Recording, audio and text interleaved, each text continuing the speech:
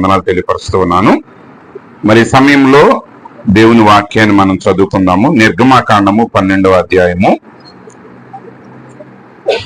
నిర్గమాకాండము 12వ అధ్యాయము 12వ వచనం నుండి కొన్ని మాటలు మనం చదువుకుందాము. నిర్గమాకాండం 12వ అధ్యాయం 12వ వచనం నుండి. ఆ రాత్రి నేను ఐగుప్తు దేశమందు సంచరించి ఐగుప్తు దేశమందలి మనుషులలోనే గాని జంతువులలోనే గాని తొలి సంతతి అంతయు హతము చేసి ఐగుప్తు దేవతలకు అందరికీ తీర్పు తీర్చెదను. నేను యెహోవాను. మీరున్న ఇండ్ల మీద ఆ రక్తము మీకు గుర్తుగా ఉండును. నేను ఆ రక్తమును చూచి మిమ్మును నశింప చేయక దాటిపోయేదను. నేను ఐగుప్తు దేశమును పాడు చేయుచుండగా మిమ్ము సంహరించుటకు తెగులు మీ మీదకి రాదు. దేవుడి వాక్య భాగమును దీవించును గాక. ఆమేన్. ప్రియమైన సహోదరి సహోదరులకు మరి కూడి ఉన్న మీ అందరికీ నా హృదయపూర్వకమైన శుభాలు తెలియపరుస్తున్నాను. మరి అలాగే ఈ కూడికను ఏర్పాటు చేసిన సహోదరులు ఇజ్రాయెల్ గారికి, వారి సతీమణి రాహేల్ గారికి నా యొక్క ప్రత్యేకమైన వందనాలు.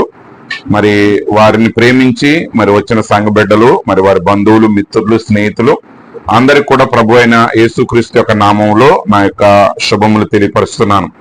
ఈ సమయంలో మరి నా యొక్క అంశం ఏంటంటే ఆనవాళ్ళను అన్వయించుట అనే అంశాన్ని మీ ఎదుటి నేను మాట్లాడాలని ఆశపడుతున్నాను. ఎందుకనగా మరి సహోదరుడు బ్రహ్మం గారు మరి ఆనవాళ్ళు అనే వర్తమానానికి ఆయన చాలా విలువనిచ్చారు.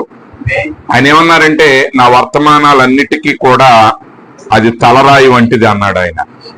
కాబట్టి ఏమిటి ఆనవాళ్ళు అనే అంశాన్ని మనం గమనించినట్లయితే మరి ఇక్కడ ఇశ్రాయేలీలు ఐగుప్తు దేశంలో మరి అనేక సంవత్సరాలుగా వారు బానిసత్వంలో ఉన్నారు. ఆ బానిసత్వంలో వారు ఉన్నప్పుడు ప్రారంభంలో మరి వారు ఆ దేశంలో ఆశీర్వదించబడిన స్థితిలో ఉన్నారు.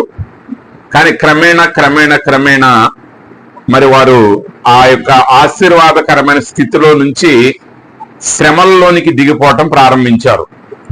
మరి చివరికి ఎటువంటి స్థితికి వాళ్ళు వచ్చారంటే మరి మగబిడ్డలు అందరూ కూడా చంపబడే కాలంలోనికి వారు వచ్చారు. మరి ఆ సమయంలో దేవుడు తన ప్రవక్త అయిన మోషేను పంపించారు. దేవుడు తన ప్రవక్త అయిన మోషేను పంపించి ఫరోకి ఏం ఆజ్ఞాపించాడంటే నా జనులను నీవు వెళ్ళనివ్వు, వారు నన్ను ఆరాధించాలి అని దేవుడు చెప్పినప్పుడు ఫరో దేవుని మాటను వినలేదు. కాబట్టి ఇప్పుడు దేవుడు ఏం చేస్తున్నాడంటే మోషే ద్వారా ఒక పక్కన ఆయన యొక్క గొప్పతనాన్ని ఐగుప్తీయులకి చూపిస్తూ అదే సమయంలో తన బిడ్డల ఎడల ఆయన ఎలాంటి దయని కలిగి ఉన్నాడో అనే విషయాన్ని వారికి కూడా ఆయన చూపిస్తా ఉన్నారు. ఎందుకనగా ఐగుప్తు దేశంలో ఉన్న ఇశ్రాయేలీలు ఏమయ్యారంటే నిజ దేవుని యొక్క ప్రత్యక్షతను వారు కోల్పోయారు. ఆయన యొక్క శక్తిని, సామర్థ్యాన్ని వారు కోల్పోయారు. వారు కూడా లోకంతో మిళితమైపోయి ఉన్నారు. కాబట్టి ఈ మిళితమైన సమయంలో దేవుడు ఏం చేస్తున్నాడంటే ఆధ్యాత్మికంగా వారి యొక్క జీవితాలని ఆయన మారుస్తూ ఉన్నాడు. నిజంగా వారు ఏమై ఉన్నారు, వారి యొక్క పితరులు ఎవరై ఉన్నారు, దేవుడు వారి ఎడల ఏ వాగ్దానాన్ని కలిగి ఉన్నాడు, ఏ వాగ్దాన దేశాన్ని దేవుడు వారికి ఇవ్వబోతున్నాడు అనే విషయాల్ని దేవుడు ఏం చేస్తాడంటే ఇశ్రాయేలుకు జ్ఞాపకం చేస్తున్నాడు. మరి మనందరికి తెలుసు అక్కడ 9 తెగుళ్ళు జరిగాయి. ఆ 9 తెగుళ్లలో ఏ తెగులు కూడా ఇశ్రాయేలు మీదకి రాలేదు. ఆ తెగుళ్ళన్నీ ఐగుప్తీయుల మీదకి వచ్చాయి కానీ ఇశ్రాయేలు మీదకి రాలేదు. చివరి తెగులు ఏంటంటే మరణమై ఉన్నది. దేవుని ప్రవక్త అన్నారు ఈరోజు సంఘంలో కూడా మరణం సంభవించటం మనం చూస్తా ఉన్నాం అన్నాడు ఆయన. కాబట్టి ఒకప్పుడు భక్తి కలిగిన స్థితిలో నుంచి మనుషులు చాలా త్వరగా వెనకడుగు వేస్తున్నారు. మరి నిజంగా కొంతమంది గొప్ప దైవజనులు అంటే వర్తమానంలో కాదు కానీ ఈ వర్తమానానికి ముందు మరి అనేక స్థాయిల్లో పెంతుకొస్తు కానివ్వండి, రకరకాల స్థాయిల్లో మరి వారు వాడబడినప్పుడు అక్కడ గొప్ప పరిచర్య చేసిన ఆ యొక్క సంఘాల నుంచి ఈరోజు ఎలాంటి పరిస్థితులు ఏర్పడుతున్నాయంటే లోకం అసహించుకునే స్థితి వాళ్ళ మధ్యకి వచ్చేసింది. గల కారణం ఏంటంటే మరణం ఈ ప్రపంచం అంతటిని తాగుతా ఉన్నది.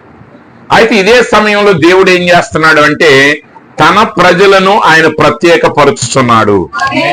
ఈరోజు మనం ఖచ్చితంగా అన్ని విషయాలలో మనం ప్రత్యేకత కలిగి ఉండాలి. మన లోకంతో కలిసిపోకూడదు. ఎప్పుడు ఎందుకు క్రైస్తవ్యం మరణిస్తా ఉంది? ఎందుకు నిజంగా దేవుని బిడ్డలమైన మనం లోకం వల్ల ఎందుకు శ్రమలు అనుభవించాల్సి వస్తుంది? ఎందుకు ఒక ప్రత్యేకత కలిగి ఉండట్లేదు అంటే కారణం ఏంటంటే సంఘము లోకంతో మిళితమైపోతా ఉంది. అందునిమిత్తమే దేవుడు ఏం చేశాడంటే సంఘం నుంచి ఆయన తన కొరకు ఒక గుంపుని ఆయన వేరు చేసుకుంటున్నాడు. ఆయన కొరకు వేరైన గుంపే వధువు సంఘమై ఉన్నది. కాబట్టి మనం ఎప్పుడైతే వర్తమానాన్ని అంగీకరిస్తున్నాం అన్నామో దాని అర్థం ఏంటంటే వాక్యం కొరకు సంపూర్తిగా నిలబడటమై ఉన్నది. ఇక్కడ మనం లోకం నుంచి వేరయ్యేది శ్రమలను బట్టో లేకపోతే వాళ్ళకి మనకు పడకని కాదు, వాక్యాన్ని బట్టి మనం వేరవ్వాలి. లోక క్రియలను బట్టి మనం వేరు కాకూడదు. ఇద్దరు అన్నదమ్ములు ఉన్నారనుకోండి, వాళ్ళ మధ్య ఆస్తి సమస్యలు వస్తే వారు వేరుగా ఉంటారు. కానీ మనం అలా ఆస్తుల కోసమో మరొకటి కోసమో ఏదో కీడు చేశారని కాదు, కానీ మనం వాక్యం కొరకు వేరుగా ఉండాలి. కాబట్టి ఇక్కడ దేవుడు చివరిగా మోషే ద్వారా ఏం మాట్లాడుతున్నారంటే మీరందరూ కూడా ప్రతి ఇంటికి ఒక గొర్రె పిల్లను గాని ఒక మేక పిల్లను గాని తీసుకోనండి. ఆ ఇంట్లో ఎంతమంది ఉంటారో దానికి తగిన ఆ గొర్రె పిల్లను మీరు ఎన్నుకోనండి. ఏ ఇంట్లోనైనా తక్కువ మెంబర్స్ ఉంటే సభ్యులు ఉంటే మీరు ఇంకొద్ది మందిని మీరు వారితో కలుపుకోనండి అని ప్రభువు చెప్పారు. ఇప్పుడు దేవుడు వారికి ఇచ్చినటువంటి మోషే ద్వారా వాళ్ళకి ఇచ్చినటువంటి సూచన ఏంటంటే మీరేం చేస్తారంటే ఆ గొర్రె పిల్లను వధించండి. మీరు ఆ గొర్రె పిల్లను వధించిన తర్వాత దాని రక్తాన్ని మీరు తీసుకుని ఆ రక్తాన్ని ఆ యొక్క ద్వారబంధం యొక్క పై కమ్మి మీదను 2 నిలువు కమ్ముల మీదను పుయ్యండి. దాన్ని నేల మీద పుయ్యకూడదు. కాబట్టి ప్రవక్త అంటున్నాడు అది ఖచ్చితంగా పరిపూర్ణంగా శిలువకు సాదృశ్యంగా ఉన్నది. అయితే ఇక్కడ మనం చాలా జాగ్రత్తగా గమనించాల్సిన విషయం ఏంటంటే ఆ గృహంలో ఉన్న వాళ్ళు దేని వల్ల రక్షించబడుతున్నారు అంటే వారిని బట్టి కాదు. ప్రభు అంటున్నారు నేను రాత్రి వేళ ఐగుప్తీయులను సంహరించటానికి నేను వచ్చినప్పుడు ఆ రక్తమును చూచి మిమ్మల్ని దాటిపోయేదను అన్నాడు ఆయన. కాబట్టి ఈరోజు నిజంగా మనం రక్షించబడిన ఈరోజు అనేక విషయాల్లో మనుషులు రక్షణ విషయంలో వారి పునాది సరిగా ఉండట్లా. రక్షణ అనేది మన క్రియల మీద కాదు, రక్షణ అనేది భయంతో ఉన్న దాని మీద కాదు. రక్షణ అనేది దేని మీద ఆధారపడినదంటే కేవలం ఆయన కార్చిన రక్తాన్ని బట్టి మాత్రమే. అందుకే ప్రభు చెప్తున్నారు అక్కడ చాలా స్పష్టంగా ఆ రక్తాన్ని నేను చూస్తున్నాను, నిన్ను చూడట్లేదు ఆయన. ఒకవేళ నిజంగా ఈ లోకంలో ఏ భక్తుడైనా ఆయన ఎదుటి నిలబడితే అతడి భక్తి ద్వారానే అతడు పరలోకానికి వెళ్ళాలి అని అనుకుంటే ఈ ప్రపంచంలో ఏ భక్తుడు కూడా యోగ్యుడు కాదు. ఏ సంఘకాలానికి పంపబడిన వర్తమానికుడు కూడా యోగ్యుడు కాదు. అదే సోదరుడు బ్రనాం గారు డేవిడ్ క్యూరీ గురించి చెప్పారు. ఆయన గొప్ప సువార్త చేశాడు, కానీ ఆయన అనుకున్నాడంట ఖచ్చితంగా నేను ఇంత గొప్ప సేవ చేస్తున్నాను, అనేక మంది ఆత్మల దేవుని రాజ్యానికి నేను చేరుస్తున్నాను, నేను తప్పకుండా పరలోక రాజ్యానికి వెళ్తానని నేను అనుకున్నాడు డానియల్ క్యూరీ గారు. అయితే ఆయన దేవుడు ఆయనకు ఒక దర్శనం ఇచ్చాడు. ఆ దర్శనం ఏంటంటే ఆ దర్శనములో ఆయన మరణించి పరలోకానికి వెళుతున్నాడు. అయితే ఆ పరలోక ద్వారం దగ్గర ఆయన అడ్డగించబడ్డాడు. ఆయన అడుగుతున్నాడు, అయ్యా నేను డానియల్ క్యూరీని, ఈ భూమి మీద మంచి పేరు ప్రఖ్యాతులు కలిగిన వాడిని, దేవుని కొరకు నేను గొప్ప కార్యాలు చేశానన్నప్పుడు ఆ దూత అంటున్నాడు, అయ్యా నీ పేరు ఇక్కడ లేదు, మేమేమి చేయలేము అన్నప్పుడు ఆయన అంటాడు, లేదు లేదు నేను ఎన్నో కార్యాలు చేశాను అన్నప్పుడు మరి ఆయన అంటున్నాడు, మరలా లిస్ట్ అంతా చదివి అంటున్నాడు, అయ్యా నీ పేరు ఇక్కడ లేదు అన్నాడు. అప్పుడు ఆయన నేనేం చేయాలి అని ఆయన అన్నప్పుడు ఆయన అన్నాడు, నువ్వు చేయాల్సింది ఒకటి ఏంటంటే ధవళ సింహాసనపు తీర్పు దగ్గర సింహాసనం దగ్గర నీ కేసుని నువ్వు అక్కడ వాదించుకోవచ్చు అన్నాడు. సరిగ్గా ఆయనకున్న అవకాశం అదొకటే. అప్పుడు ప్రభు దగ్గరికి వెళ్ళినప్పుడు ఆ గొప్ప తేజస్సులో నుండి దేవుడు మాట్లాడుతున్నాడు. ఆయన అడిగాడంట, అయ్యా నువ్వు అబద్ధాలు ఆడేవా అన్నప్పుడు అప్పటి వరకు ఆయన అబద్ధాలు ఆడినట్లుగా ఆయనకి జ్ఞాపకం లేదు, కానీ ఎప్పుడైతే ఆ వెలుగు ఎదుట నిలబడ్డాడో ఆయన సాధారణమైన విషయాలుగా ఎంచినవి కూడా అక్కడ గొప్ప పాపములుగా ఆయన కనబడ్డాయంట. అంటే ఇప్పుడు ఆయనకున్న ధైర్యాన్ని అంతటిని ఆయన కోల్పోయాడు. ఆయనకున్న ధైర్యాన్ని అంతటిని ఆయన కోల్పోయాడు.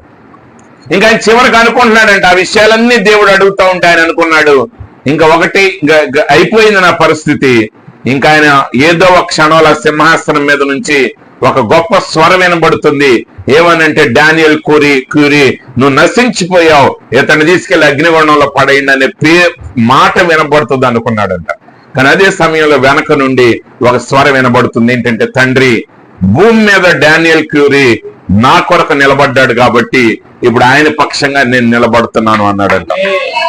ప్రియమైన సహోదరి సహోదరులారా, ఈరోజు భక్తిలో ఈ విశ్వాస యాత్రలో మనం సాగేటప్పుడు మనం స్థిరంగా తెలుసుకోవాల్సిన విషయం ఏంటంటే, మనలో ఉన్న దేనిని బట్టి మనం రక్షించబడలేదు, కానీ ఆయన రక్తము, ఆయన కృప ద్వారానే మనం రక్షించబడ్డాం. ఆ సంగతిని మనం గ్రహించినప్పుడు మాత్రమే ఇతరుల ఎడల దైవికమైన ప్రేమను నువ్వు చూపగలవు. ఇప్పుడు ఉదాహరణకి మీరిద్దరు పనికి వెళ్ళారు అనుకుందాం. ఇద్దరు ఒక స్థలంలో పని చేయటానికి వెళ్ళారు. ఒకడు కష్టపడి పని చేస్తాడు రోజంతా, ఇంకొకటి సరిగా చేయట్లా. ఇప్పుడు ఇద్దరికి ఒకే జీతం ఇస్తే ఎవరైనా ఒప్పుకుంటారండి? ఒప్పుకోరు. పని చేసిన వాడు ఏమంటాడంటే, నేను కష్టపడి పని చేశాను కాబట్టి నాకు జీతం ఇస్తున్నారు, మరి వాడికి ఏం పని చేయకుండా వాడు ఎందుకు జీతం ఇస్తున్నారు అంటారు. కానీ ఎప్పుడైతే ఒక ఇద్దరు వ్యక్తులకి ఎవరో ఒక ధర్మదాత ఇద్దరికి సహాయం చేశాడు అనుకోండి, ఇప్పుడు ఆయన ప్రశ్నించడానికి ఎవరికి అర్హత లేదు. ఎందుకంటే ఆ ధర్మం నువ్వు పొందుకోవటానికి, ఆ కానుక నువ్వు పొందుకోవటానికి నువ్వు చేసింది ఏం లేదు, ఆయన మంచితనాన్ని బట్టి నీకు ఇచ్చాడు అంతే. కాబట్టి రక్షణ అనేది ఏంటి? వరమై ఉన్నది. ఈరోజు అనేక సంఘాలు, ఈరోజు అనేక మంది వర్తమాన సంఘాల్లో కూడా కొన్ని జరిగే పెద్ద ప్రాబ్లం ఏంటంటే, ఈ రక్షణ వాళ్ళు సాధించినట్టుగా వాళ్ళు ఫీల్ అవుతారు. రక్షణ అనేది వారి యొక్క నీతిని బట్టో వాళ్ళ భక్తిని బట్టో వచ్చింది వాళ్ళు అనుకుంటారు. అందునిమిత్తం వాళ్ళు ఏం చేస్తారంటే, స్వేచ్ఛగా దేవుణ్ణి సేవించలేరు. రెండు, ఇంకొక వ్యక్తిని దేవుని సన్నిధికి వారు నడిపించలేరు. ఎందుకు నడిపించలేరంటే, వాళ్ళ యొక్క ఉద్దేశం ఏంటంటే, వాళ్ళు ఏమనుకుంటారంటే, మేము కాబట్టి కష్టపడి పనిచేసామండి, వాళ్ళ వల్ల ఇది కాదు అని అంటారు. కానీ రక్షణ అనేది దేవుని కృప ద్వారానే జరుగుతుంది. కాబట్టి దేవుడు ఆ గృహంలో ఎవరున్నారనే దాన్ని చూడట్లా, రక్తాన్ని చూస్తున్నాడు. ఆ రోజుల్లో ఏం జరిగిందో మీకు తెలుసా?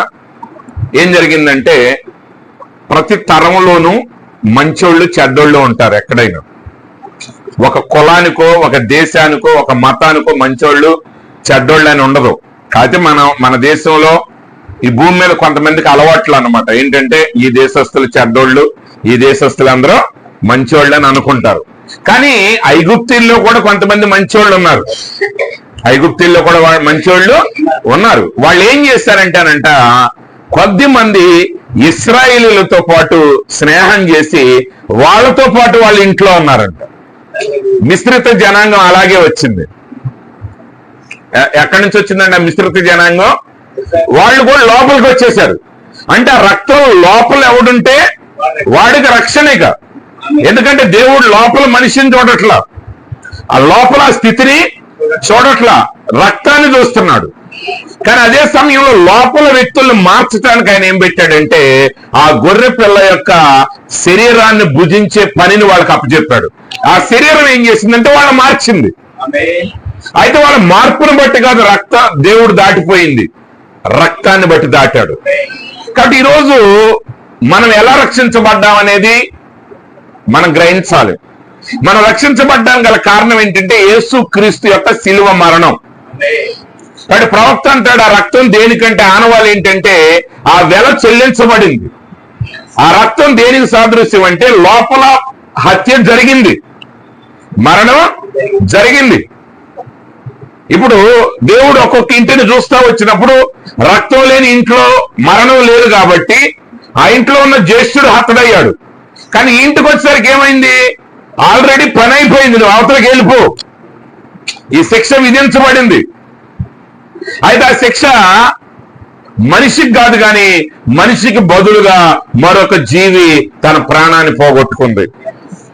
ఇప్పుడు అది దేనికి సాదృశ్యం అంటే, మనము మన క్రియల ద్వారా రక్షించబడలేము.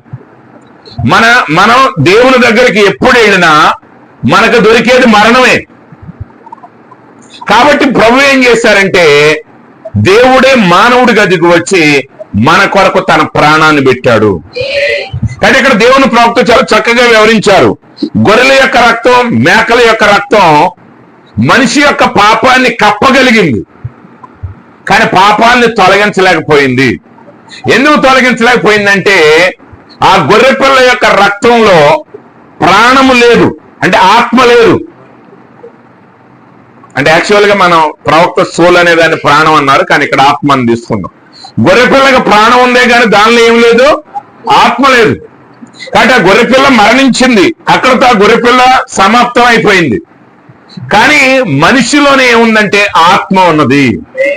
కాబట్టి నిజమైన దేవుని గొర్రెపిల్ల అయిన యేసుక్రీస్తు కల్వరి శిలువలో మన కొరకు మరణించినప్పుడు ఏం జరిగిందంటే, ఆయన యొక్క ఆత్మ ఆరాధించేవాడి లోపలికి రాగలిగింది.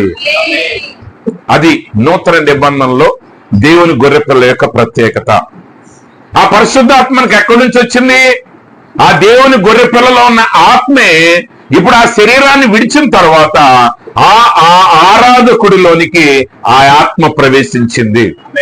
ఆ పరిశుద్ధాత్మే దేవుని జీవమైనది. ఎప్పుడైతే ఆ దేవుని జీవం అనేది మనలోనికి వచ్చిందో, ఇక జీవించేది మనం కాదు, గాని మనలో ఉన్న దేవుని యొక్క జీవము మనలో జీవించడం మొదలు పెడుతుంది. కాబట్టి ఈరోజు ఏ పరిస్థితుల్లోనైనా ధైర్యంగా దేవుని సన్నిధికి మనం వెళ్ళగలం. ఒకవేళ నువ్వు ఏ విషయంలోనైనా దేవుని సన్నిధికి వెళ్ళటానికి నువ్వు జంకుతుంటే, నువ్వు దేవుని వాక్యాన్ని సరైన విధానంలో అర్థం చేసుకోలేదు. ఎప్పుడైతే మన సామర్థ్యత మన మీద ఆధారపడ్డామో, ఖచ్చితంగా ఆ సామర్థ్యత ఒక రోజు కూలిపోతుంది. ఆ సామర్థ్యత కోల్చటానికి సాతానుడు ప్రయత్నం చేస్తాడు. దావీదు మహారాజు కీర్తన ప్రారంభంలో అంటాడు, ప్రభువా నా నీతిని నువ్వు జ్ఞాపకం చేసుకో, ఒకవేళ నేనేమైనా పాపం చేస్తే నా శత్రువులు నన్ను తరమనివ్వు, నా శత్రువులు నన్ను అణగదొక్కనివ్వు అంటాడు. ఎందుకంటే దావీదు యొక్క నమ్మకం ఏంటంటే, నేను చాలా భక్తిపరుడిని. ఆయన మామూలుగా అడగొచ్చు, ప్రభువా నాకు పలానా అవసరం ఉందని. కానీ మనిషి ఎప్పుడు కూడా స్వనీతి మీద, స్వభక్తి మీద ఆధారపడినప్పుడు ఏంటంటే అనవసరమైన విషయాలు మాట్లాడతారు. ఈరోజు నిజంగా దేవుని గురించి మాట్లాడేటప్పుడు, మనం ప్రార్థన చేసేటప్పుడు అనవసరమైన విషయాలు మాట్లాడకూడదు. ఇప్పుడు పేతురు గారు అన్నారు, యేసు ప్రభు అన్నారు, కాపరిని ఆయన కొట్టబోతున్నాడు, గొర్రెలన్నీ కూడా చెదిరిపోతాయి అన్నాడు. పేతురు గారు అన్నాడు, ప్రభువా వీళ్ళందరూ నిన్ను వదిలిపెట్టినాను, నేను నిన్ను మాత్రం వదలనాను. ఆయన ఏమనాలి, ప్రభువా నేను మాత్రం నిన్ను వదలనయ్యా అనాలి. కానీ అట్లాంటి ఉపయోగం ఏమీ లేదు. ఇప్పుడు మన పాయింట్ ఏంటంటే, మన చుట్టూ ఉన్న వాళ్ళందరికంటే గొప్పవాడిని అవ్వాలి. ఇప్పుడు మన ఉద్దేశం పరలోకం వెళ్ళటం కాదు. ఇప్పుడు ఈరోజు భక్తుల యొక్క ఉద్దేశం ఏంటి? పరలోకం వెళ్తాం మీద కంటే కూడా ఇక్కడున్న వాళ్ళందరికంటే నేను గొప్ప అనిపించుకుని వెళ్ళాలి.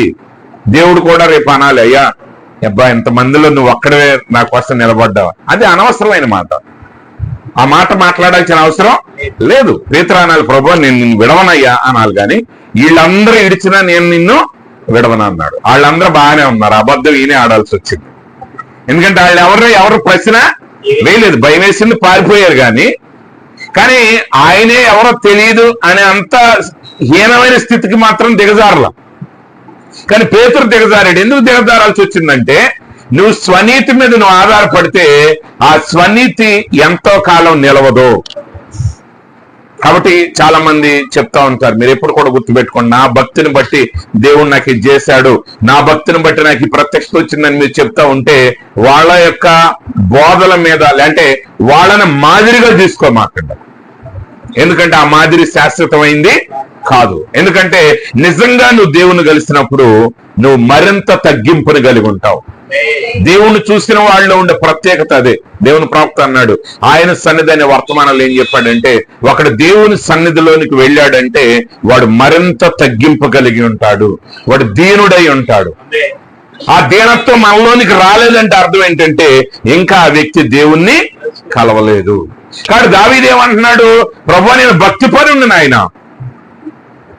నాలో పాపం ఉంటే నన్ను అణగద్రొక్కనివ్వు, శత్రువులకు అణగద్రొక్కనివ్వు, నన్ను తరమనివ్వు అన్నాడు. 2-3 కీర్తనల తర్వాత దావీదు అంటాడు, ప్రభువా శత్రువులు నన్ను తరుముతున్నారు దేవా, నా శత్రువులు నన్ను అణగద్రొక్కుతున్నారు, ప్రభువా నన్ను కాపాడవా అంటాడు.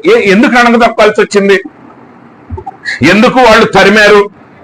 ఎందుకు తరిమారంటే దావీదు యొక్క నమ్మకం ఏంటంటే ఏదో ఒక మూల కొంతకాలం ఉంది, నా భక్తి, నా ప్రత్యేకత, నా త్యాగం, నా మంచితనం అని అనుకున్నాడు ఆయన. అనుకునేసరికి సాతానుడు ఏం చేశాడు, దాని మీదే దాడి చేశాడు. అది ఎప్పుడైతే దాడి జరిగిందో ఇంకా ఆయనలో నమ్మకం కోల్పోయింది.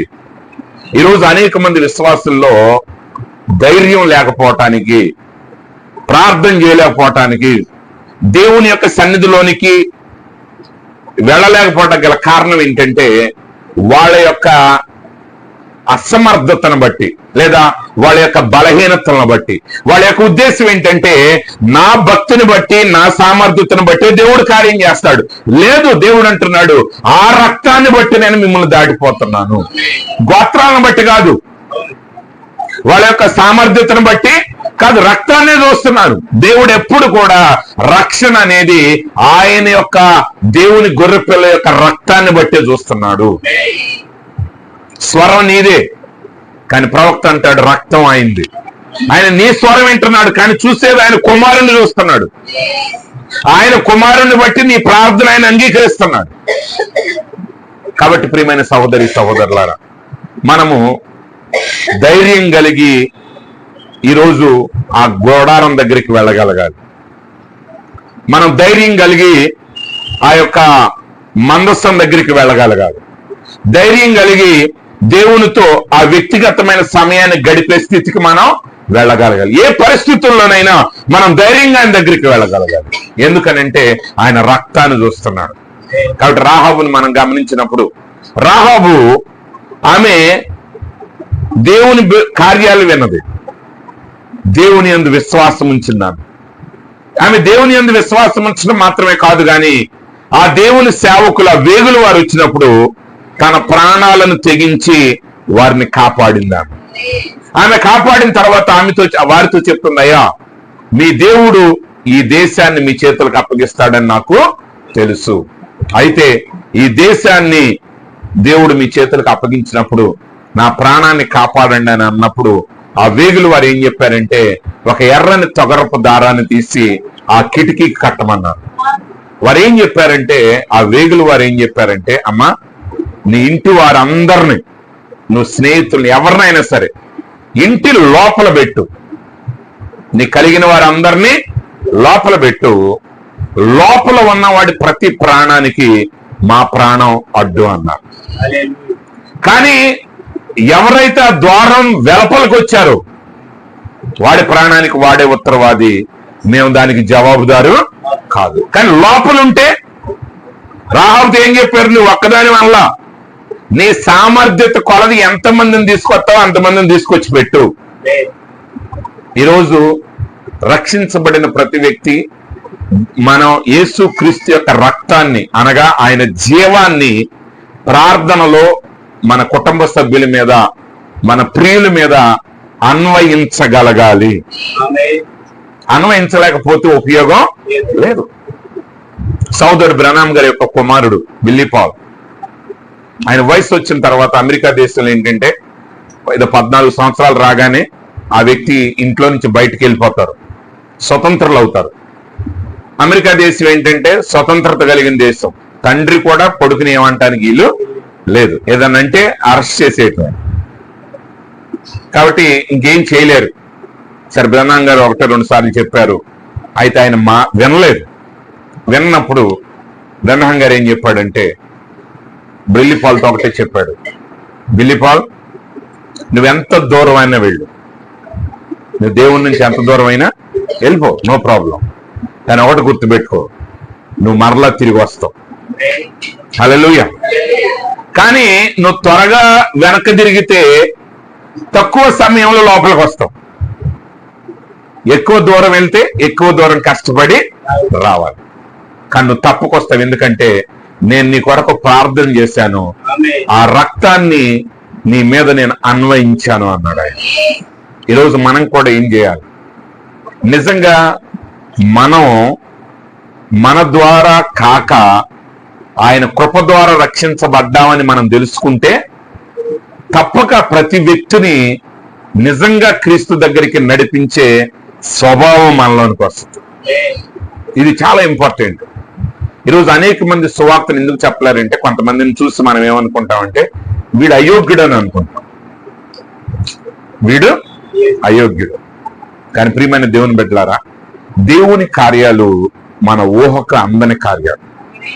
మీలో చాలా మంది తెలుసు, గ్రాహం స్టెయిన్స్ గారని, ఆయన ఇద్దరు కుమారుల్ని ఒక 25 సంవత్సరాలు అవుతుంది అనుకుంటా సుమారుగా, నాకు గుర్తులేదు, ఒరిస్సాలో కాల్చేశారు. కాల్చేసిన తర్వాత మరి క్రైస్తవ్యం, భారతదేశ క్రైస్తవ్యానికి పెద్ద షాక్ అది.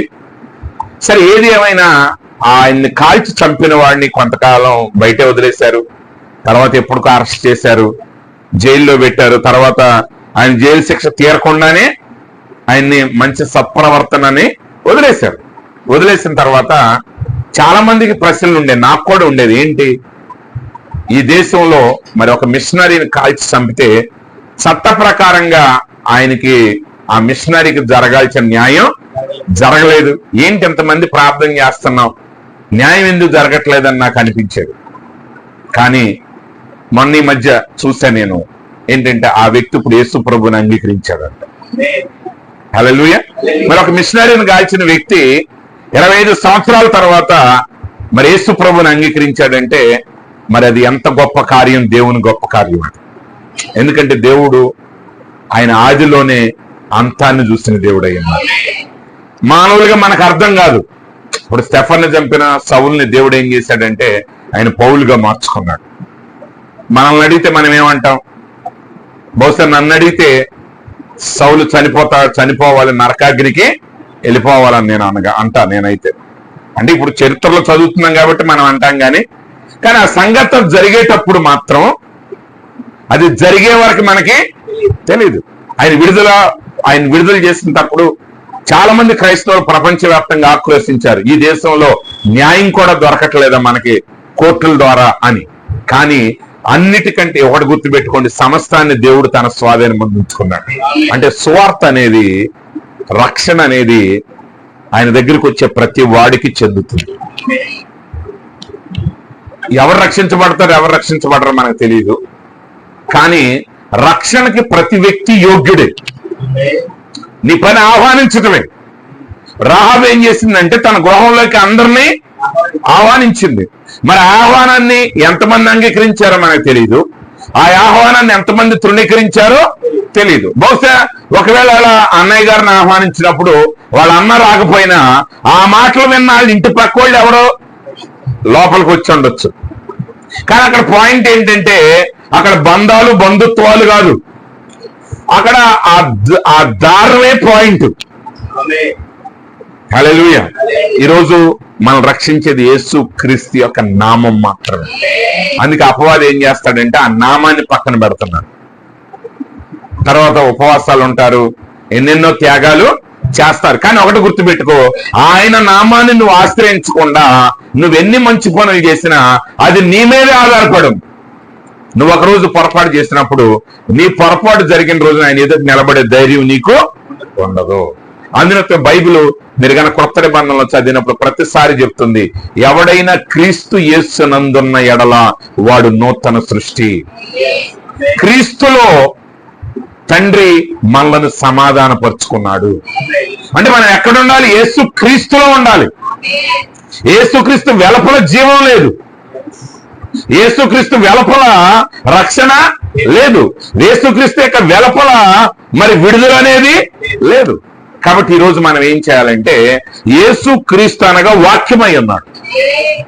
ఆయన యొక్క రక్తం అన్వయించబడటం అంటే ఈరోజు ఆయన యొక్క రక్తం ఏంటంటే ఆ ప్రాణమే రక్తమై ఉన్నది. రక్తంలో ప్రాణం ఉన్నది, ఆ ప్రాణమే పరిశుద్ధాత్మ ఉన్నది. ఎప్పుడైతే ఆ పరిశుద్ధాత్ముడు నీలోనికి వచ్చాడో ఆయన నీలో జీవించడం మొదలు పెడతాడు. ఎలా జీవిస్తాడంటే ఆయన వలె జీవిస్తాడు. అందులో యోహాను పత్రిక అంటాడు, ఆయన లోకములో ఉన్నట్లుగా మీరు ఉన్నారు అంటాడు. యాక్చువల్ గా తెలుగులో సరైన భావం రాదు. As he is in the world so are you are అని ఉంటుంది. అంటే అర్థం ఏంటంటే ఆయన ఇప్పుడు లోకంలో ఉన్నాడు. యేసు ప్రభు లోకంలో ఉన్నప్పుడు అంటే అర్థం ఏంటంటే 33.5 సంవత్సరాలు కాదు. యాక్చువల్ గా యోహాన్ గారు ఆ పత్రికలు రాసే సమయానికి యేసు ప్రభు చనిపోయి 10 నుంచి 20 సంవత్సరాలు దాటిపోయింది. 20 సంవత్సరాలు అనుకోండి, లేదు 1 సంవత్సరమే అనుకోండి. అప్పుడు యేసు ప్రభు ఉన్నారా? లేరు. యాజ్ హీ వాజ్ అనాలి. అంటే గతంలో ఉన్నాడు. గాంధీ గారు ఒకప్పుడు ఉన్నారు ఇండియాలో, ఇప్పుడు లేరు గాంధీ గారు. కానీ యోహాన్ అంటున్నాడు యేసు ఈ లోకంలో ఉన్నట్టుగా మీరు ఇప్పుడు ఇక్కడ ఉన్నారు అంటాడు. అంటే యేసు ఎలా ఉంటాడు ఈ లోకంలో అంటే ఎవరిలోకైతే ఆ యొక్క రక్తం అన్వయించబడిందో, ఎవరిలోనికైతే ఆయన జీవం వచ్చిందో, ఆయన జీవం వచ్చిన వారు జీవించే జీవితం అంతా అది యేసుక్రీస్తు యొక్క జీవితం. అది ఈ వర్తమానం యొక్క ఫైనల్ పాయింట్ అన్నమాట. అనగా ఆ దైవికమైన ప్రేమ ఎప్పుడు వస్తుందంటే నిన్ను బట్టి కాదు నువ్వు రక్షించబడింది. సోదరుడు బ్రహ్నాం గారు ఒకసారి మరి ఆయన కొన్ని రోజులు ఉపవాసం ఉన్న తర్వాత ఆయన ఒక చోట భోజనం చేయడానికి వెళ్తారు. ఆ ఉపవాసాన్ని విరమించడానికి భోజనం చేయడానికి వెళ్తారు. అయితే మరి ఎందుకో గాని ఆ రోజు అన్ని హోటల్స్, రెస్టారెంట్స్ అన్ని బంద్ ఉంటాయంట. సరే ఆయన ఎక్కడికో చోటకి లోతట్టు ప్రాంతానికి వెళ్ళినప్పుడు అక్కడ బార్ అండ్ రెస్టారెంట్ కలిపి ఉన్న రెస్టారెంట్ ఓపెన్ అయ్యి ఉంది. సరే ఆకలితో ఉన్నారు ఈయన, ఎక్కడా లేదు కాబట్టి ఈయన రెస్టారెంట్ భాగంలోకి వెళ్ళి ఆయన భోజనం చేయడానికి లోపలికి వెళ్ళారంట. ఆయన లోపలికి వెళ్ళినప్పుడు ఏం జరిగిందంటే మరి అక్కడ ఆయనకి దూరంగా ఒక అమ్మాయి మధ్య వయసు కలిగిన ఆమె అసభ్యకరమైన వస్త్రాలు ధరించి ఫుల్ మేకప్ తో ఉందంట. ఆ అమ్మాయి చుట్టూ కొంతమంది కుర్రోళ్ళు తాగుకుంటా ఆమెతో అసభ్యంగా ప్రవర్తిస్తా ఉన్నారంట. అప్పుడు ప్రవక్త ఆమెను చూసి చాలా కోప్పడ్డతాడు. ఆయన అడుగుతాడు దేవుణ్ణి, ప్రభువా ఇట్లాంటి పనికిరాని అమ్మాయిని ఎందుకు ఇలా నువ్వు బ్రతకనిస్తున్నావు? ఇట్లాంటి పాపాత్మురాల వల్ల ఎట్లాంటిది నరకానికి వెళ్ళకుండా కాక ఎంతమందిని నరకానికి పంపిస్తుంది ప్రభువా అని చెప్పి ఆ మీద కోపంతో దేవుని మీద కూడా ఆయన కోప్పడుతూ ఉంటాడంట. ప్రియమైన సహోదరి సహోదరులారా, మీరు చాలా అంటే అంశానికి సంబంధించింది కాదు కానీ మాట వచ్చింది కాబట్టి చెప్తున్నాను. మీ ఆలోచనలు అవి మాటలు అయి ఉన్నాయి. కొన్నిసార్లు నువ్వు మనసులో తలస్తావు, అది ఎవరికి తెలవదు అనుకుంటావు, కానీ నీ ఆలోచన అది మాట. అందుకే అతిగా ఆలోచించమాకండి, అతిగా ఆలోచించమాకండి. అతి ఆలోచనలు వచ్చినప్పుడు ఏం చేయాలంటే పని చేయాలి, దేవుణ్ణి నోరు తెరిచి స్తుతించాలి. కొన్నిసార్లు మౌనంగా ప్రార్థన చేయమంట, కొన్నిసార్లు నోరు తెరిచి స్తుతించమంటాం. నోరు తెరిచి స్తుతించమన్నప్పుడే మౌనంగా చేస్తారు. ఎందుకు నోరు తెరిచి స్తుతించాలంటే ఈ నోరు తెరిచి స్తుతించేటప్పుడు నీ థింకింగ్ తగ్గుద్ది. అది సరైన క్రమంలో లేదు అనుకోండి, ఏమవుద్ది? నువ్వు మాట్లాడే ద్వారా మంచి మాట మాట్లాడుతున్నప్పుడు ఏమవుద్ది అంటే దాని యొక్క పవర్ తగ్గుతుంది. అంటే ఇప్పుడు బ్రహ్నాం గారు దేవుడి మీద అరిసాడంటే ఎక్కడ అరిసాడు? మైకు పట్టుకుని అరవలా. ఆయన మనస్సులో ఆయన ఆలోచనలు దేవునికి ఎలా కనపడుతున్నాయి? ఆయనతో దెబ్బలాడినట్టు కనపడుతున్నాయి. కాబట్టి అప్పుడు దేవుడు ప్రభు ఆయనతో మాట్లాడుతున్నాడు, ఆయనతో చూపిస్తున్నాడు, అయ్యా నిన్ను ఎలా నేను సహిస్తున్నాను ఆమెను కూడా అలాగే సహిస్తున్నాను. మనమే ఒప్పుకుంటాం, మనం ప్రత్యేకమైన వాళ్ళం కదా. అది రక్షించబడిన నిజమైన వధువు నువ్వు ప్రత్యేకమే, కానీ నిన్ను బట్టి నువ్వు కాదు ప్రత్యేకం, ఆయన నిన్ను ప్రత్యేకపరిచాడు అనే సంగతిని గుర్తుపెట్టుకోవాలి. ఎప్పుడైతే నువ్వు ప్రత్యేకం అనుకున్నావో ఇక ఎవరిని లెక్క చెయ్యి. అప్పుడు ప్రవక్తకి దేవుడు చూపిస్తున్నాడు. ఆయన ప్రవక్త ఒక చిన్న పొరపాటు చేసినప్పుడు దేవుని యొక్క ఉగ్రత ఆకాశం నుండి దిగొస్తా ఉంటే యేసుక్రీస్తు యొక్క రక్తం ఏం చేస్తుందంటే బంపర్ లాగా దాన్ని అడ్డుకుంటుంది. అంటే ఒక చెడ్డ ఆలోచన ఆయనలోనికి రాగానే లేదా వాక్యానికి అనుగుణంగా ఆయన నడవకపోయేసరికి ఆ యొక్క ఉగ్రత ఆయన రక్తం మీద తగిలినప్పుడల్లా ఆ రక్తం మీద పడిన ఆ దెబ్బన ఆయన శరీరం మీద ఆ యొక్క నొప్పిని కలిగిస్తాడు. అప్పుడు ప్రవక్తతో దేవుడు చెప్తాడు, నిన్ను ఎలా సహిస్తున్నానో ఆమెను కూడా అలాగే సహిస్తాను. అప్పుడు బ్రహ్మన్ గారు దేవుని దగ్గర క్షమాపణ కోరి ఆమె దగ్గరికి వెళ్ళి, అమ్మా సహోదరి నేను నీతో మాట్లాడొచ్చు అంటే ఆమె ఫస్ట్ అంగీకరించదు, కానీ తర్వాత చెప్తాను నేను పాస్టర్ గారిని అంటే ఆ ముందు కంగు తింటది అనమాట. అయినా సరే మాట్లాడుతూ మొదలుపెట్టి చెప్తాడు ఫస్ట్, అమ్మా నువ్వు ఎట్లా కూర్చున్నప్పుడు నేను నీ గురించి ఎలాగూ తలంచాను, కానీ దేవుడు నాకు ఎలాగ చూపించాడు. కాబట్టి నేనేదో ఒక ప్రత్యేకమైన వ్యక్తిని కాదు, కానీ నన్ను రక్షించిన యేసుక్రీస్తు నిన్ను రక్షించడానికి కూడా సమర్థుడై ఉన్నాడు. హల్లెలూయా. అందుకే అపొస్తలుడైన పౌలు గారు అంటాడు కదా, మరి ఆయన పాపులను రక్షించడానికి వచ్చాడనే మాట పూర్ణాంగీకారమునకు యోగ్యమైనది. ఎందుకు యోగ్యమైందంటే పౌలు గారు ఏమంటాడంటే, అట్టి వారిలో నేనే ప్రధానమైన పాపిని. పౌలు గారి లెక్క ఏంటంటే, పౌలు గారు రక్షించబడ్డాడు కాబట్టి ఈ ప్రపంచంలో ఇంకా ఎవడైనా రక్షించబడతాడు. ఎందుకంటే పౌలుని మించిన పాపి ఎవడో లేడు పౌలు దృష్టిలో. ఆ దృష్టి కలిగిన వాడే ఇతరులను రక్షణలను నడిపించలేదు. అందుకని నేనొక్కడే ప్రపంచంలో నీతిమంతుడిని, ఇక నా అంత నీతిమంతుడి ప్రపంచంలో ఎవడో లేడు అనుకున్నప్పుడు అది ఒక్క వ్యక్తిని కూడా రక్షించలేడు, ఆ వ్యక్తి రక్షణ పొందలేడు. కాబట్టి బ్రహ్మన్ గారు ఆమెతో మాట్లాడుతున్నప్పుడు ఆవిడ చెప్పుద్ది, ఆమె ఎలా ఒక సేవకుని కుమార్తె, తర్వాత యవన కాలంలో ఎలా పొరపాట్లు చేసింది, ఇంక నేను దేవుని దగ్గరికి రాలేనండి అన్నప్పుడు ప్రవక్త అంటాడు, లేదమ్మా ఖచ్చితంగా దేవుడు నిన్ను రక్షించటానికి సమర్థుడని చెప్పినప్పుడు ఆమె అక్కడికక్కడే మోకరించి ప్రార్థన చేస్తుంది. ఆమెను ప్రార్థనలో నడుపుతున్నప్పుడు అక్కడ ఆ బార్ అండ్ రెస్టారెంట్ లో ఉన్న అనేక మంది రక్షణ పొందారు. హల్లెలూయా. ఆమె మాత్రమే రక్షణ పొందాలి, అనేక మంది రక్షణ పొందారు. కారణం ఏంటంటే ఆ రక్తం క్రిందకి మనం ఏ వ్యక్తినైనా నడిపించగలిగితే ఆ వ్యక్తిని రక్షించేది మనం కాదు, ఆ వ్యక్తి కాదు, కానీ ఆ రక్తమై ఉన్నది. ఆ వ్యక్తిని రక్షించేది రక్తమే, మనల్ని రక్షించేది రక్తమే. కాబట్టి ధైర్యం కలిగి దేవుని సన్నిధికి రండి, ధైర్యంతో దేవుని సన్నిధిలో ప్రార్థన చేయండి. ఆ ధైర్యం మన భక్తి కాదు, ఆ ధైర్యం మన భక్తి కాదు, కానీ ఆయన రక్తం. అయితే దాని అర్థం లోపల ఉన్న వ్యక్తి ఎలా ఉంటే అలా ఉండనిస్తాడంటే కాదు. ఎందుకంటే ఆ గొర్రె పిల్ల యొక్క శరీరం ఏం చేస్తుందంటే వాళ్ళకి సంపూర్ణ స్వస్థతనిచ్చింది. బైబిల్ చెప్తుంది 40 ఏళ్ళు అరణ్యంలో నడిచారు, ఒక్కరి కాలు వాయలేదు. ఇంకొక మాట చెప్తుంది బైబిల్, తూలి తొట్టిల్లిన వాడు ఒక్కడూ లేడు. ఆ రోజుల్లో సిమెంట్ రోడ్లు లేవు, మట్టి రోడ్లు కూడా లేవు, గోతులు లేని రోడ్లు. మరి అన్ని లక్షల మంది నడిస్తే 40 సంవత్సరాల్లో ఒక్కడు కూడా తోలిపోలేదు, తొట్టిల్లలేదు. ఈరోజు నిజంగా నువ్వు ఆ రక్తం క్రిందకుండి ఆ వాక్యాన్ని, వర్తమానాన్ని నిజంగా భుజించడం మొదలు పెడితే, అంటే ఆ వాక్యాన్ని విశ్వసించి నీ హృదయంలో నువ్వు చేర్చుకోవటం మొదలు పెడితే ఆ వాక్యం నేనేం చేస్తుందంటే మారుస్తుంది. అందుకే ప్రవక్త చెప్తున్నారు, మరొక చాలా వర్తమానాలు ఆయన ఏమంటాడంటే, నిన్ను నువ్వు మార్చుకునేది ఏం లేదు, నువ్వు లోపలికి రా, క్రీస్తులోనికి రా, ఆయన వాక్యాన్ని వింటా ఉండు, ఆయన వాక్యాన్ని స్వీకరిస్తా ఉండు. ఆ వాక్యం నీ హృదయంలోనికి వెళ్ళనివ్వు. ఆ వాక్యం నీ హృదయంలోనికి వెళ్ళినప్పుడు అది నీ శరీరంలో ఉన్న ప్రతి కణంలోని ఇంకుతుందంట. అందుకే దావీదు అంటాడు, నా ప్రాణమా, నా అంతరంగమా, నా అంతరంగములోనున్న సమస్తమా. అంటే ఆయన శరీరం, ప్రాణం, ఆత్మ, 5 జ్ఞానేంద్రియాలు. లోపల ప్రాణంలో ఉన్న 5, ఆ ఆత్మలో ఉన్న 5 జ్ఞానేంద్రియాలు. ఆయన అంతరంగం సమస్తం కూడా దేంతో నింపబడతా ఉంటదంటే వాక్యంతో నింపబడతా ఉంటది. ఎప్పుడైతే ఆ వాక్యంతో మనం నింపబడతా ఉంటామో మనలోనికి ఆ పరిపూర్ణమైన మార్పు వస్తుంది. కాబట్టి ప్రియమైన సహోదరి సహోదరులారా, మనం రక్షించబడింది ఆయనను బట్టి, మనల్ని కాపాడేవాడు కూడా ఆయనే. ఎప్పుడైతే మనం ఆ స్థితిని కలిగి ఉంటామో, సమస్తం మనం ఆయనలో ఉంటామో, ఆయన వాక్యాన్ని మనం భుజించడం మొదలు పెడతామో, అది ఏ అపాయం మన దగ్గరికి రానికుండా కాపాడుతుంది.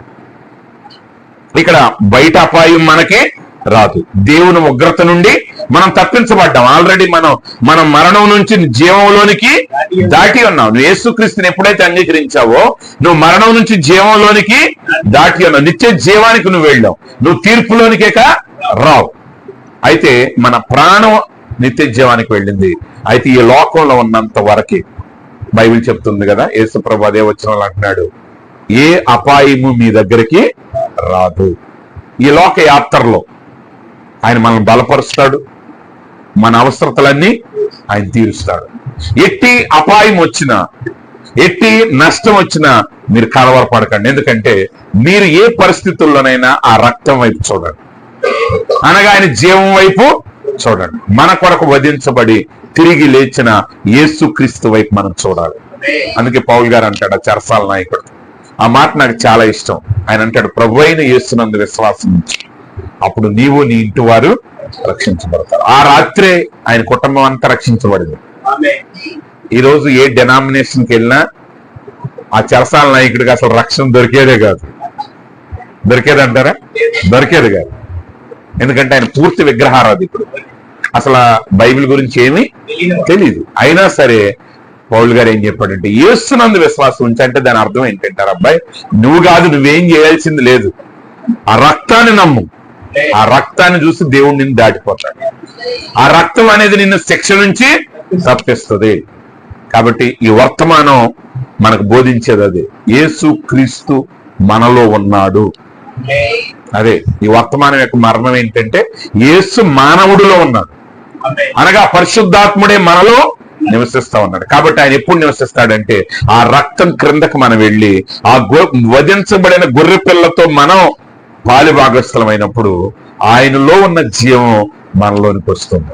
అందునిమిత్తమే మనం ఎలా దాంతో పాలిభాగస్థలం అవుతున్నామంటే, ప్రభు అయిన యేసుక్రీస్తు యొక్క నామములో నీటిలో బాప్తిసం పొందడం ద్వారా నువ్వు ఆయన మరణంలో పాలిపంపులు పొందుతున్నావు.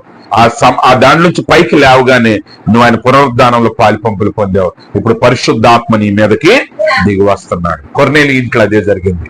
అక్కడ ఉన్న వారందరి మీద పరిశుద్ధాత్మ కుమ్మరించబడింది. ఎందుకు కుమ్మరించబడిందంటే, లోపలికి వచ్చిన ప్రతి వ్యక్తిని ఆయన నింపటానికి సిద్ధంగా ఉన్నాడు. కాబట్టి ప్రియమైన సహోదరి సహోదరులారా, మరి ఆ రక్తం క్రింద ఉందమ్మా ఎత్తబాటు జరిగేవాడు. ఎందుకంటే యేసుక్రీస్తు ఆయన తన దూతలను పంపిస్తున్నాడు మనం తీసుకువెళ్ళటానికి. అనుకోండి, ఆ దూతలకి అంటే ఉపమాన రీతిగానే ఆ దూతలకి నువ్వెవరో నేనెవరో తెలియదు, వాళ్ళకి తెలిసింది యేసు ప్రభు మాత్రం. కాబట్టి ఇప్పుడు ఆ దూతలు ఎవరిని తీసుకెళ్తారంటే, ఎవరిలోనైతే యేసు కనబడతాడో వారిని తీసుకెళ్తారు. ఎవరిలో యేసు లేడో మరి తీసుకెళ్లారు. ఎందుకంటే ఆ రోజు కూడా సంహారపు దూత దాటింది ఎవరిని బట్టి? రక్తాన్ని బట్టి. ఈ రోజు ఎత్తబాటు కూడా దేని వల్ల సాధ్యం? ఆయన స్వరూపం మనలోనికి వస్తేనే. ఆయన స్వరూపం మనలోకి ఎలా వస్తుంది అంటే, ఆయన రక్తం క్రిందకు వచ్చి వాక్యంలోనికి వచ్చి మన యొక్క క్రియల మీద మనం ఆధారపడతాం మాని దేవుని మీద ఆధారపడాలి. అదే నేను చెప్పాను సంసోను గురించి. సంసోను నిజంగా ప్రార్థన చేయడానికి ఆయనకంటూ ఏ అర్హత లేదు. మిగిలిన వాళ్ళు అందరికీ అర్హత ఉంది. యెహోషువ సూర్యుడిని ఆపాడంటే ఆయనకు అర్హత కలిగిన వాడు, ఆయనలో ఏ పొరపాటు లేదు.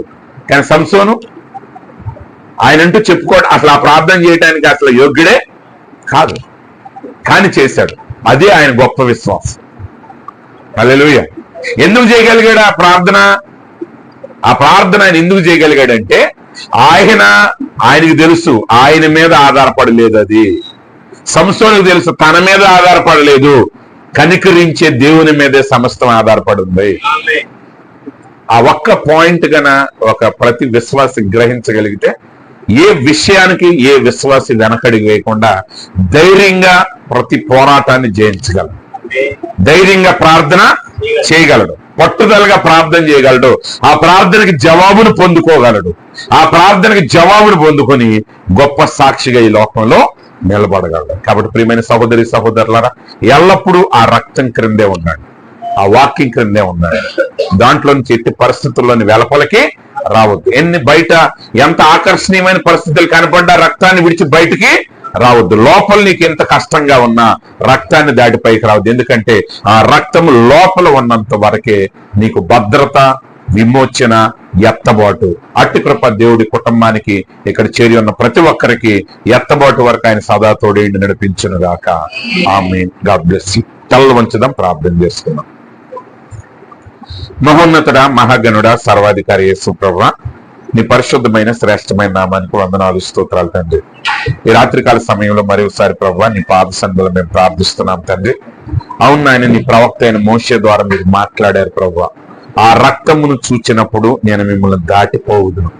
అవును నాయన, ఇశ్రాయేలుల యొక్క రక్షణ, విడుదల, విమోచన, భద్రత నాయన, అది 100% వధించబడిన గొర్రె పిల్ల యొక్క రక్తం మీదనే ఆధారపడి ఉన్నది ప్రభువా. అది వారి మీద ఆధారపడలేదు. ఈ రోజు కూడా ప్రభువా మా యొక్క రక్షణ, విమోచన, ఎత్తబాటు నాయన మా కొరకు వధించబడిన యేసు క్రీస్తు యొక్క రక్తం క్రిందనే ఆధారపడి ఉన్నదని మేము ఎరిగి ఉన్నాం ప్రభువా. అది మా నీతి కాదు, మా భక్తి కాదు, మా శక్తి కాదు నాయన. అది మా యొక్క పొరపాట్ల మీద అది తొలగిపోయేది కాదు ప్రభువా. కేవలం ఆ శ్రేష్టమైన రక్తం మీద మేము విశ్వాసం ఉంచి ఉండగా తండ్రి, నిశ్చయంగా ప్రతి ఒక్కరు కూడా ఆ రక్తములో ఉన్న జీవము ద్వారా నింపబడటానికి సహాయం చేయండి. ప్రతి ఒక్కరిలోనైనా పరిశుద్ధాత్ముడిగా మీరు నివసించండి. మీ జీవము వారిలో కనబడటానికి సహాయం చేయండి. ప్రతి ఒక్కరు కూడా రక్తం క్రిందకు రావడానికి సహాయం చేయండి. ఈ సమయంలో సహోదరుడు నాయన ఇజ్రాయెల్ గారిని, వారి సతీమణి రాహేల్ గారిని మీ చేతులకు అప్పగిస్తున్నాం. వారిద్దరు కుమారులు, వారి కోడళ్ళు, మనవ సంతానం అంతటిని బట్టి నీకు వందనాలు ప్రభు. వారి కుమార్తెను బట్టి, అల్లుడిని బట్టి, మనవ సంతానాన్ని బట్టి నీకు వందనాలు తండ్రి. వారి యొక్క రక్త సంబంధికులందరిని బట్టి నీకు వందనాలు ప్రభు. ఈ సమయంలో ప్రభు అయిన యేసుక్రీస్తు యొక్క నామములో వారందరినీ కూడా రక్తం క్రిందకి మేము ఆహ్వానిస్తున్నాం తండ్రి. నేను ప్రతి వారిని రక్తం క్రిందకి మేము తీసుకుని వస్తూ ఉండగా ప్రభు, నిశ్చయంగా రక్షించబడిన బిడ్డలు రక్షణలో ఎదగటానికి సహాయం చేయండి. ఇంకా రక్షణ పొందని బిడ్డలు ప్రభు, ఆ రక్తం క్రిందకు వచ్చిన ఆయన దాని యొక్క జీవము ద్వారా వారు కూడా రక్షణ పొందటానికి సహాయం చేయండి.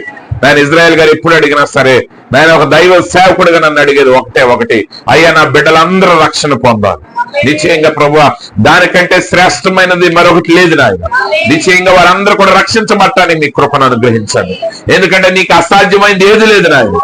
ఆ చెరసాల నాయకుడితో చెప్తున్నారు, ఇదిగో ప్రభు అయిన యేసునందు విశ్వాసం ఉంచుము, అప్పుడు నీవు నీ ఇంటి వారు రక్షించబడతారు. అవును ప్రభువా, సమస్తాన్ని రక్షించే నీ మీదే మేము ఆశపడి ఉండగా, నీ మీదే మేము విశ్వసిస్తూ ఉండగా తండ్రి, వారి కుటుంబంలో ఉన్న ప్రతి ఒక్కరిని మీరు రక్షించండి తండ్రి. ఇంకెక్కడ చేరిన ప్రతి ఒక్క వ్యక్తిని మీరు జ్ఞాపకం చేసుకోండి ప్రభువా. నాయన వారి యొక్క ప్రతి అవసరతను మీరు తీర్చండి తండ్రి. నేను మీరు అక్కడికి సమీపంగా మేము జీవిస్తున్న కాలంలో ప్రతి ఒక్కరు కూడా రక్తం క్రిందకు రావటానికి, ఆ నిజమైన వాక్యం క్రిందకు రావటానికి, నీ నామంలో రావటానికి సహాయం చేయండి. మహిమ పొందండి. ఈ కుటుంబానికి మేము సమాధానాన్ని పలుకుతూ ఉండగా తండ్రి, ఎత్తబడే దినం వరకు కుటుంబంలో సమాధానాన్ని సమృద్ధిగా మీరు అనుగ్రహించండి. మహిమ పొందండి. యేసుక్రీస్తు పరిశుద్ధ నామంలో ప్రార్థిస్తున్నాం తండ్రి, ఆమేన్.